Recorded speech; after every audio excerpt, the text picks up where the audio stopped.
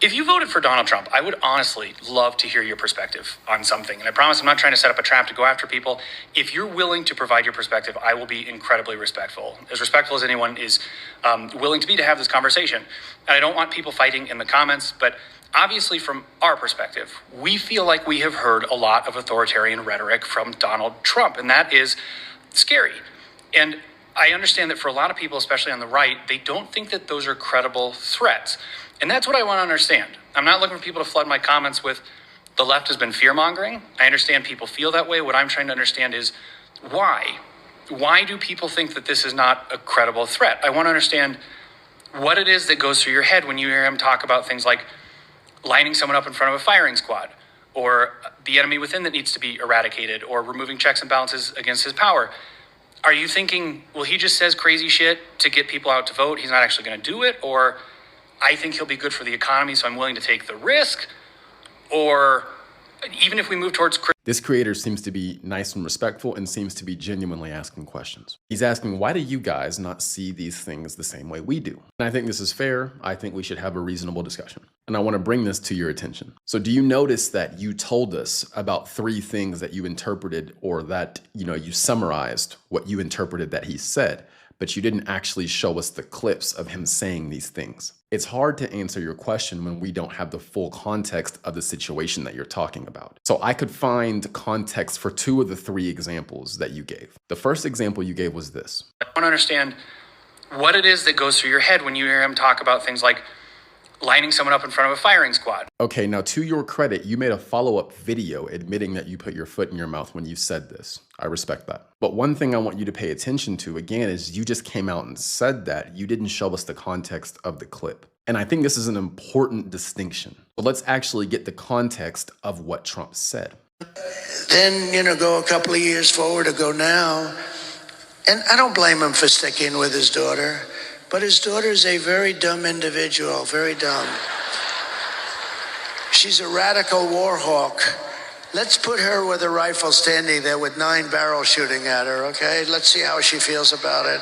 Okay, so there's the context on the first situation you were talking about. Now, to make this point even more, let's look up the definition of a war hawk. Like, what is a war hawk? A war hawk is a person who advocates for armed conflict or escalating an existing war rather than attempting to resolve issues through peaceful manners. So Trump is saying that she's a person who likes to go to war, who advocates for that more so than a peaceful way of doing things. And the point he's making is she's not the one who's actually going to war and being shot at. She's not the one who's actually fighting the battles. What he's saying is, if she actually had to have that experience, we'd see how much she would like that, and we'd see if she still wanted to be a war hawk. So what he's saying is that she's not actually feeling the results of going to war. She's not really dealing with that. And I think that's pretty clear. I don't really think it's left up to interpretation. I mean, the context is pretty clear with what he's saying.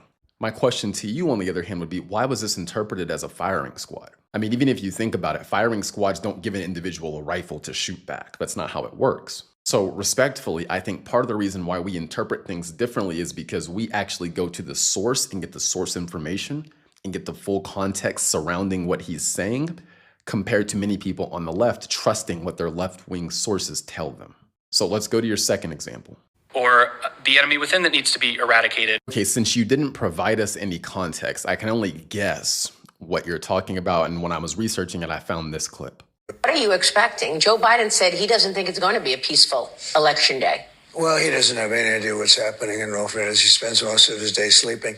I think the bigger problem is the enemy from within, not even the people that have come in and destroying our country. By the way, totally destroying our country. The towns, the villages, they're being inundated. But I don't think they're the problem in terms of election day. I think the bigger problem are the people from within. We have some very bad people. We have some sick people, radical left lunatics.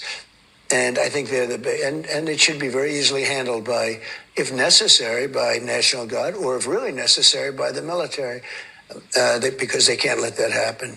Okay, so when he talks about the enemy from within, he's talking about people with ideologies, ideals, belief systems, and that have been doing things that he thinks is damaging to the country. Now, I'm not saying he didn't say eradicate them. I would just need you to show us him saying that, and then we could have that conversation. Because again, in your videos, you're not showing us any proof of anything. You're just telling us what Trump said, and then expecting to get our reaction off of your interpretation or what you've been told Trump said. But you're not actually showing us what Trump said. And in a lot of cases with Democrats, when you add context to the things they're saying Trump said, or you go to the source material and actually see what Trump said, a lot of their arguments fall apart. For example, like you said, you put your foot in your mouth. Again, when you go back and look at the context, when he's talking about Liz Cheney, it's very clear what he's talking about, and it was not a death threat. He was not threatening violence in any way. Okay, and then here's your third example. Or removing checks and balances against his power. So I'm not saying he didn't say that. Maybe he did. Just show us the proof of him saying that, and then we can have the discussion about it. Because in this video, you basically said, why aren't you guys taking these things the way that I'm taking them? But it seems you're not actually going to the source and seeing what Trump said. It seems you're in left-wing circles and you're getting your information from either if it's left-wing media or left-wing pundits or left-wing people on TikTok or whatever. Because the right was not pushing the whole firing squad narrative. It was the left. So a question again I would have for you is, are you actually going to the source material and actually seeing what was said and actually making sure you're getting the full context?